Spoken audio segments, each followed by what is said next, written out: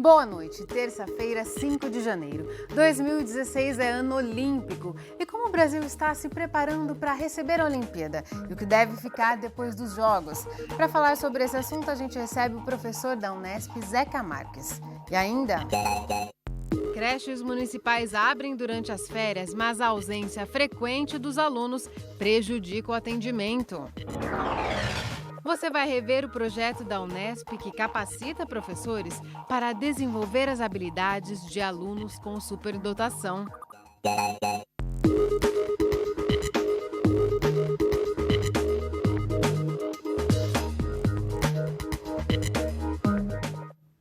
O período de férias escolares costuma ser de dor de cabeça para os pais que trabalham e que não têm com quem deixar os filhos. Para ajudar essas famílias, a Secretaria Municipal de Educação mantém atendimento especial de férias em 5 unidades de creche na cidade. Mas já no primeiro dia do serviço, cerca de metade das crianças inscritas não compareceu. Sofia, de 5 anos, está fazendo um bolo com as peças de montar. É um bolo de brigadeiro. Com gosto com cheiro de bacalhau. Já Augusto, também de 5 anos, gosta de explorar os brinquedos do parquinho. Luísa prefere fazer poses para a câmera. Sofia, Augusto e Luísa participam do atendimento especial de férias para crianças matriculadas em escolas de educação infantil de Bauru. O serviço é uma alternativa para pais que não têm com quem deixar os filhos durante as férias escolares.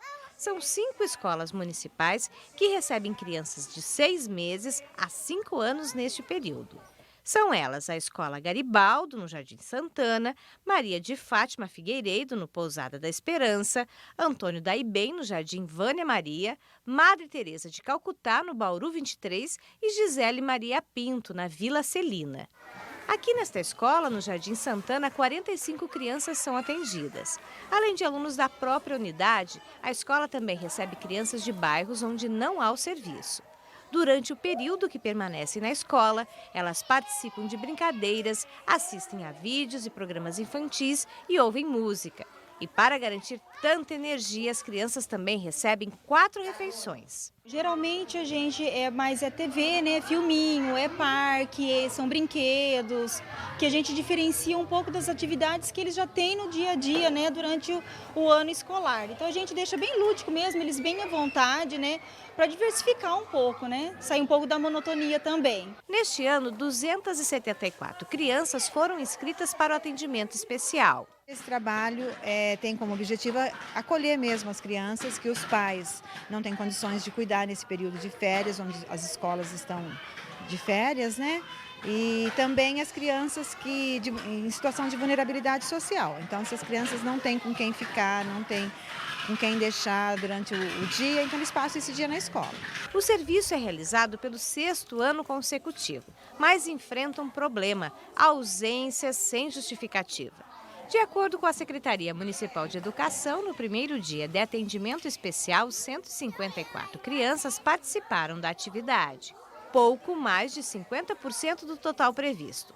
O limite é de 3 faltas. Hoje mesmo nós temos um número de funcionário além do que precisaria aqui.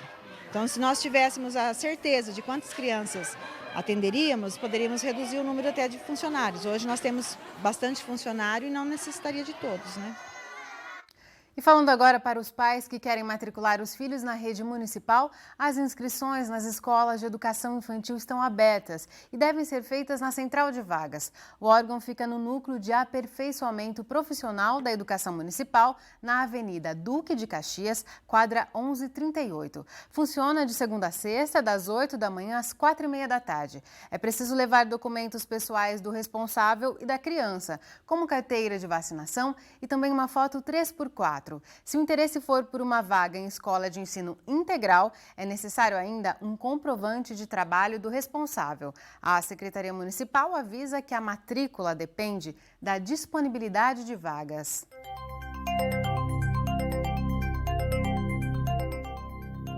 Uma massa de ar seco deixa o tempo mais firme no estado de São Paulo. Veja os detalhes na previsão do tempo com informações do IPMET e do CPTEC.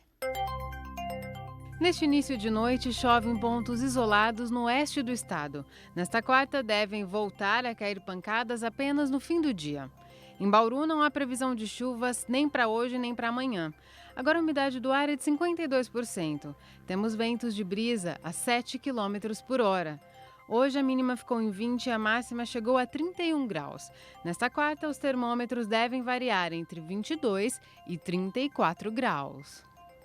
Depois do intervalo, vamos falar do ano olímpico. 2016 tem Olimpíada no Brasil, no Rio de Janeiro. O professor da Unesp, Zeca Marques, comenta a preparação para o evento. É daqui a pouco, voltamos num instante só.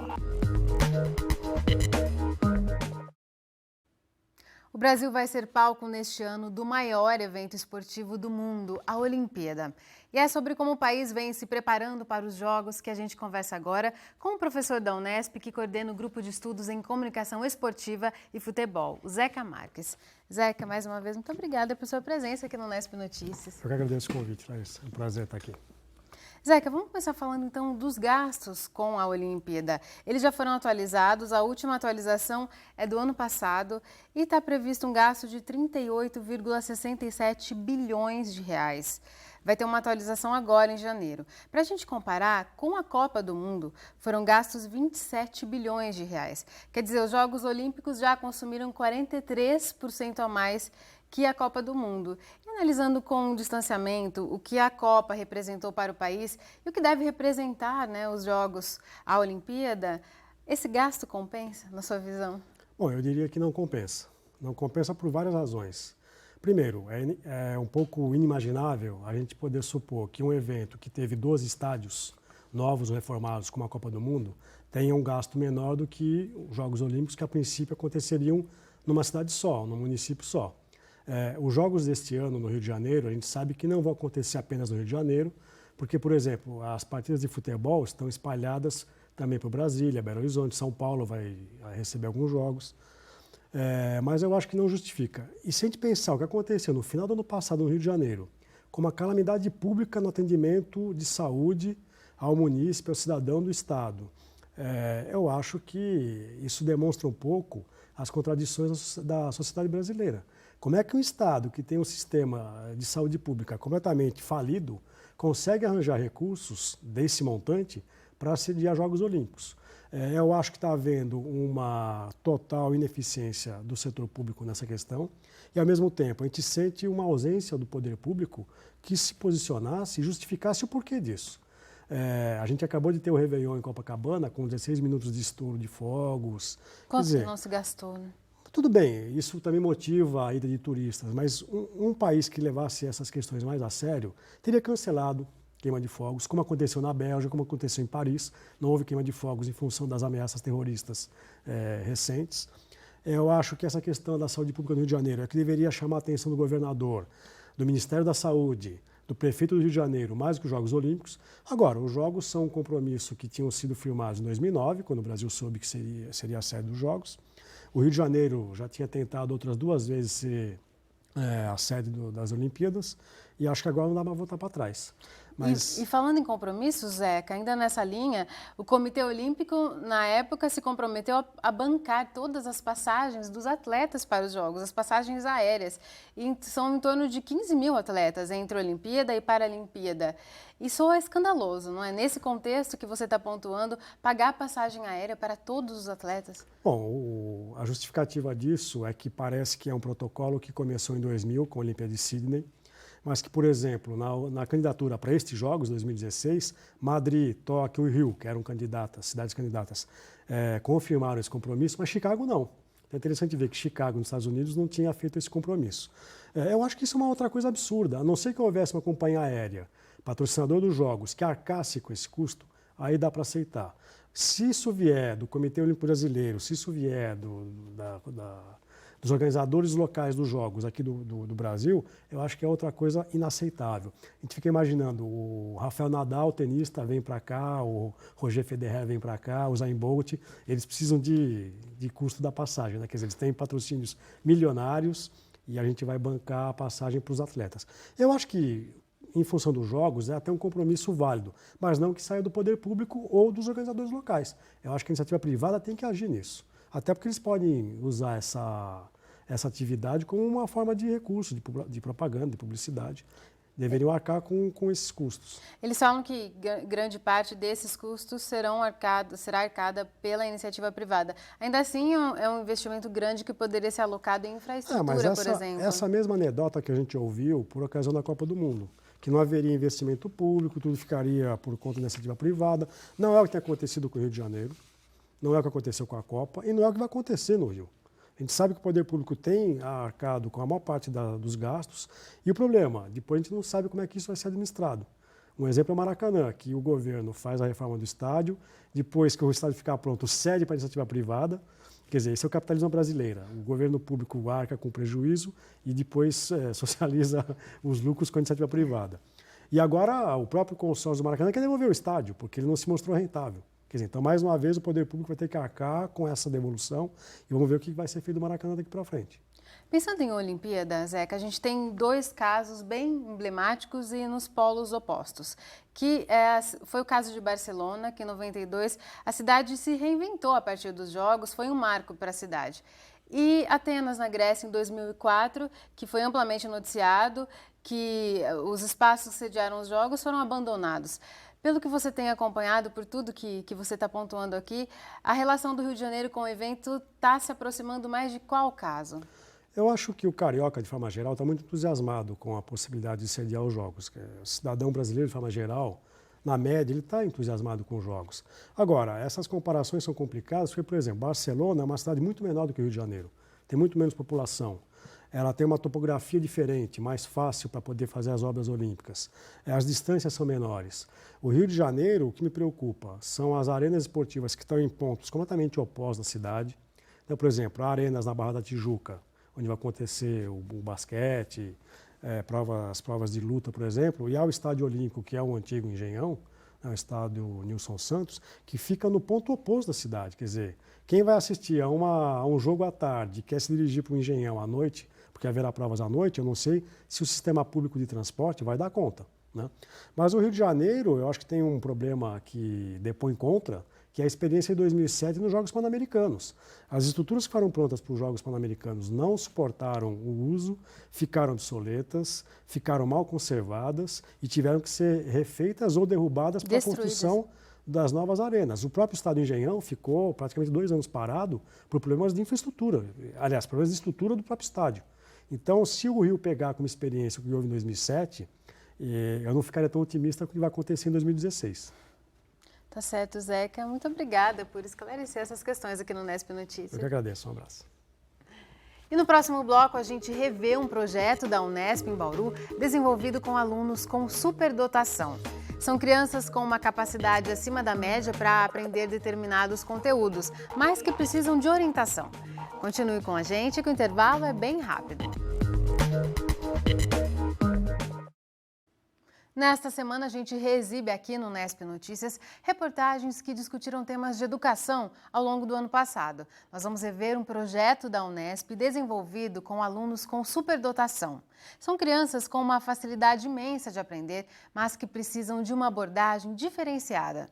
Para ajudar a capacitar os professores, um projeto de extensão do curso de Pedagogia da Unesp identifica esses alunos e propõe atividades que estimulem o aprendizado. Yellow, orange. Esta poderia ser uma aula de inglês comum, mas não é. Nesta sala da Escola Estadual João Pedro Fernandes Vanuiri, no núcleo Gasparini, em Bauru, alunos com superdotação são estimulados a desenvolver habilidades por meio do aprendizado de uma nova língua. A criança com superdotação tem uma capacidade acima da média de aprender. É focada nas atividades que realiza e bastante criativa. Mas ela não aprende sozinha e nem sempre a escola tem condições de diferenciá-la dos demais alunos. Por isso, há 3 anos, um projeto de extensão da Unesp trabalha para identificar essas crianças em escolas públicas. Uma pessoa que tem uma alta habilidade na área da matemática, do raciocínio lógico, se todo dia na sala de aula ele fizer o máximo, mas o máximo dele for o máximo que os demais alunos, nunca ele terá a oportunidade de fazer mais que aquilo que ele é capaz, porque não vai ser nem desafiado a fazer. Além de saber quais alunos têm superdotação, o projeto tem o objetivo de propor atividades fora da grade curricular. No caso dessa turma, as aulas de inglês foram sugeridas pelas próprias crianças e são parte do projeto de mestrado da Thaís, aluna da Vera. Nós temos como público-alvo alunos com superdotação e alunos sem superdotação. No início do projeto, nós fizemos uma avaliação com todos os alunos, medindo a criatividade deles e o conhecimento de língua inglesa. Ao final do projeto, nós faremos a mesma avaliação que nós chamamos de pós-teste para medir essas duas características, verificando se houve ou não aprendizagem e a ampliação da criatividade. Por meio de músicas, desenhos e até de trabalhos manuais, as crianças aprendem e guardam mais fácil a nova língua. As aulas começam com o warm-up, que é um momento de aquecimento. Ele começa às vezes com uma música, com uma conversa informal. É um momento mais rápido e depois nós temos o segundo momento, que é realmente o do aprendizado, onde são ensinados conteúdos novos. O fechamento da aula, que é o terceiro momento, ele acontece voltado para ampliar a criatividade desses alunos. Então, por exemplo, hoje nós trabalhamos animais, que nós já vínhamos trabalhando a aula passada, e a finalização dessa aula é que cada aluno construa o seu próprio animal utilizando massa de modelar. A estimativa é de que no Brasil 2,5 milhões de alunos tenham superdotação. Mas o censo escolar de 2010 aponta apenas 11 mil estudantes. Esse projeto, desenvolvido pela Unesp em parceria com a Secretaria de Estado da Educação, é o primeiro no país a utilizar a língua inglesa para estimular a criatividade de crianças de escolas públicas com superdotação. Apesar das aulas da turma terem acabado de começar, já é possível ver o progresso dos alunos que entraram em contato com a língua inglesa pela primeira vez. Eu queria aprender muitas coisas, porque eu sabia pouco, então agora eu estou aprendendo mais. E agora eu estou guardando as coisas para quando precisar eu já uso essas palavras em inglês. Eu estou aprendendo mais coisas do que eu sabia. E eu também quero aprender a conversar. Já com o Felipe foi diferente. Ele chegou a frequentar aulas particulares de inglês, mas não se adaptou. Aqui no projeto, ele faz uma lista de tudo que já aprendeu. Eu já aprendi a falar nome de animais e objetos. E o que mais você quer aprender? É conversar com as pessoas. A mãe do Felipe acompanha de perto a evolução do garoto. Ela diz que ficou surpresa quando recebeu a notícia de que o filho tinha superdotação. O que você vai ensinar para ele, ele pega super fácil. A gente achava ele até como se ele fosse perfeccionista, e ele é. Para ele é super difícil errar ou não saber fazer. E a gente achava isso normal dele, mas na realidade não era, né? Era superdotação. Elaine conta que o Felipe também mudou a forma de se relacionar com as pessoas. Ele era uma pessoa muito tímida. Onde ele chegava era somente com a gente, não conversava, não fazia amizade. Depois desse primeiro projeto, hoje em dia, em qualquer lugar que ele faz, ele se comunica, se ele tem dúvida, ele pergunta. Hoje ele se vira já, com 8 aninhos, mas ele já sabe se virar. Para que os professores conseguissem atender a necessidade dessas crianças, foi oferecido um curso de formação continuada. Quem convive com esses pequenos no dia a dia deseja que essa oportunidade chegue a outras escolas. É o meu desejo que todas as universidades abrissem campo para atender as escolas públicas, porque precisa ter esse voto de confiança na educação brasileira. E esse sonho da Josiane pode estar perto de ser realizado. É que com a iniciativa desenvolvida aqui na escola, a Secretaria de Estado da Educação decidiu montar a primeira sala de recursos específica para atender crianças com superdotação. A ideia é que, em breve, ela seja implantada em todas as escolas do estado. Einstein, na escola, era considerado por sua professora como um retardado. Era uma palavra da época que ela usava. Por que não, dentro das escolas públicas, ter outros alunos que, às vezes, é o que tem problema de comportamento, o que tem uma letra horrível, o que nem gosta de copiar e pode ser um gênio, né, aí da humanidade. Então, eu penso que seria um crime para a humanidade não identificar crianças superdotadas. O Unesp Notícias de hoje fica por aqui. A gente volta amanhã às 6h30 da noite, ao vivo.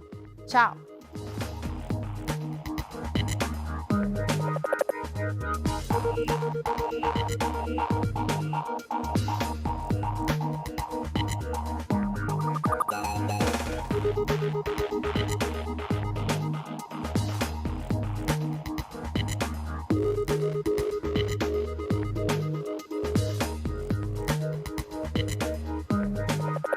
Música